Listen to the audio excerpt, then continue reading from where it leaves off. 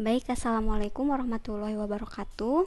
Di sini saya akan mempresentasikan culture PT YIJ Solusi Internasional. Nah, untuk culture-nya itu ada 7 culture. Yang pertama itu ada 5S, yaitu ada senyum, salam, sapa, dan sopan santun. Kemudian yang kedua ada ceria, yang ketiga ada don't blame, yang keempat ada no excuse, yang keempat ada no justify, yang keenam ada respect to other dan inisiatif, yang ketujuh ada terima kasih. Nah, dengan memiliki budaya perusahaan yang baik, otomatis juga akan mendorong terwujudnya lingkungan kerja yang baik. Kemudian 5S ini senyum, salam, sapa, dan sopan santun. Nah, jika diterapkan di lingkungan kerja, maka akan membuat suasana kerja menjadi harmonis. Ketika karyawan memiliki hubungan yang baik, maka kerjanya akan ikut berdampak positif. Nah, cara penerapan 5S-nya itu yaitu yang pertama itu ada senyum. Karyawan PT YIJ wajib untuk senyum saat bertemu atau berinteraksi dengan rekan kerja, klien, atau atasan agar dapat menciptakan kesan yang positif. Kemudian yang kedua itu ada salam. Karyawan PT YIJ wajib memberikan salam pada saat bertemu di pagi hari, masuk ke ruangan atau rapat, kemudian interaksi awal dengan klien atau pelanggan, kemudian menyapa rekan kerja, kemudian situasi resmi atau formal, kemudian pada saat mengakhiri interaksi atau pertemuan, kemudian saat interaksi harian. Nah, baik, untuk selanjutnya itu ada sapa. Karyawan PT YIJ wajib memberikan sapa pada saat pertemuan di awal hari. Jadi setiap karyawan masuk itu ketika bertemu dengan rekannya itu wajib menyapa. Kemudian ketika bertemu di lingkungan kerja atau di luar lingkungan kerja. Kemudian ketika bertemu dengan klien atau pelanggan. Kemudian ketika bergabung dengan rapat atau diskusi. Nah, selanjutnya itu ada sopan dan santun. Karyawan YIJ harus menerapkan sopan santun seperti penggunaan bahasa yang sopan, menghindari gosip atau berbicara negatif, responsif terhadap komunikasi, pakaian yang sesuai, tepat waktu, memberikan umpan balik dengan baik, dan menjaga etika digital. Menjaga etika digital itu di mana karyawan itu harus menjaga rahasia perusahaan gitu ya, tidak boleh mengumbar tentang keluh kesah di media sosial tentang perusahaan. Selanjutnya itu ada ceria atau joy. Nah, ceria itu menciptakan keceriaan di lingkungan kerja, dapat memberikan dampak positif terhadap suasana kerja, produktivitas, dan kesejahteraan karyawan. Nah, yang harus dilakukan karyawan PT YIJ untuk menciptakan lingkungan kerja yang ceria yaitu yang pertama, harus selalu tampil ceria. Yang kedua, tidak boleh murung dan bermuram durja. Yang ketiga, tidak boleh menampakkan kesedihan. Yang keempat, tidak boleh menampakkan kekesalan. Yang kelima, tidak boleh sombong. Yang keenam, harus saling mendukung satu sama lain. Selanjutnya itu ada don't blame, yaitu hindari menyalahkan rekan kerja atau orang lain karena dapat menciptakan suasana kerja yang lebih positif. Nah, memotivasi tim dan meningkatkan kolaborasi. Hal yang harus dilakukan karyawan PT YIJ yaitu yang pertama, fokus pada solusi. Jadi ketika ada suatu kesalahan itu jangan saling menyalahkan, tapi langsung fokus pada solusinya, itu yang terbaik apa. Kemudian berkomunikasi dengan terbuka, tidak boleh ada yang ditutup-tutupi dari kesalahan tersebut. Nah, kemudian ada ambil tanggung jawab. Jika memang itu kesalahan bersama, maka ambil salah satu tanggung jawab kita. Kemudian hargai pendapat. Kemudian berikan dan terima umpan balik. Kemudian sampaikan dengan bahasa yang fasih. Kemudian bekerja sebagai tim dan bekerja dengan empati.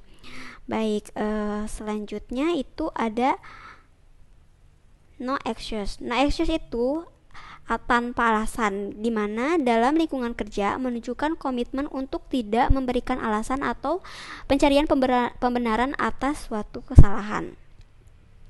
Nah, kemudian untuk menerapkan prinsip no excuse di lingkungan kerja, karyawan PT YIJ dapat mengambil beberapa langkah. Yang pertama itu, ambillah tanggung jawab penuh atas tindakan dan hasil pekerjaan. Jangan mencari pembenaran atau menyalahkan faktor eksternal. Kemudian, sampaikan informasi dengan jelas dan terbuka. Jangan menyembunyikan fakta atau memberikan alasan yang tidak relevan. Kemudian, jangan menyembunyikan fakta, kemudian tidak menggunakan alasan sebagai pembenaran. Kemudian, sikap proaktif. Nah, ambil tindakan proaktif untuk mengatasi masalah segera setelah muncul. Hindari menunggu atau menunda dengan memberikan alasan. Kemudian selanjutnya belajar dari kesalahan. Nah, belajar dari kesalahan itu yaitu mengambil hikmah dari kesalahan atau kegagalan yang mungkin terjadi. Kemudian gunakan pengalaman tersebut sebagai pembelajaran untuk perbaikan di masa yang akan mendatang. Baik, selanjutnya itu menerima umpan balik secara positif.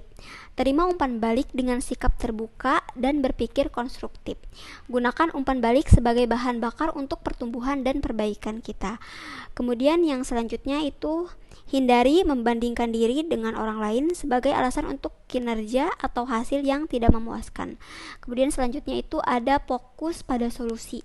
Jangan terjebak dalam mencari siapa yang salah atau mencari alasan. Sebaliknya, fokus pada solusi dan langkah-langkah perbaikannya. Baik, selanjutnya itu ada no justify. Nah, atau di lingkungan kerja, menekankan pada tanggung jawab penuh dan dapat mencari pembenaran untuk tindakan atau hasil yang kurang memuaskan. Nah, berikut adalah beberapa langkah yang dapat diambil oleh karyawan untuk mengamalkan prinsip no justify. Yang pertama itu adalah ambil tanggung jawab pribadi atas tindakan dan hasil pekerjaan. Kemudian fokuslah pada mencapai hasil yang diinginkan daripada mencari pembenaran atau hasil yang kurang memuaskan. Kemudian, gunakan umpan balik sebagai peluang untuk pertumbuhan dan perbaikan. Kemudian keempat itu tidak menghindari kesalahan. Kemudian yang kelima itu mencari seseorang untuk disalahkan. Kemudian yang keenam itu berkomitmen untuk perbaikan terus-menerus. Kemudian yang ketujuh itu hindari membandingkan diri dengan orang lain sebagai pembenaran untuk kinerja atau hasil yang kurang memuaskan. Nah, baik, selanjutnya itu ada respect to other dan inisiatif.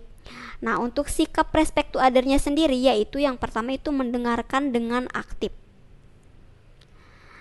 Nah, mendengarkan dengan aktif saat berkomunikasi dengan rekan kerja, kemudian berikan perhatian sepenuhnya pada pembicara dan hindari bersiap atau merespon sebelum mereka selesai bicara. Kemudian yang kedua itu ada hindari kritik yang tidak konstruktif. Jika Anda memiliki kritik atau umpan balik, sampaikan dengan cara yang konstruktif dan hormat.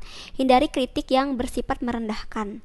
Kemudian yang ketiga itu menghindari keragaman. Nah, menghindari keragaman itu hargai setiap keberagaman pendapat, budaya, dan latar belakang di tempat kerja. Bersikap terbuka terhadap perbedaan dan belajar dari pengalaman rekan kerja. Kemudian yang keempat itu sopan santun dan etika.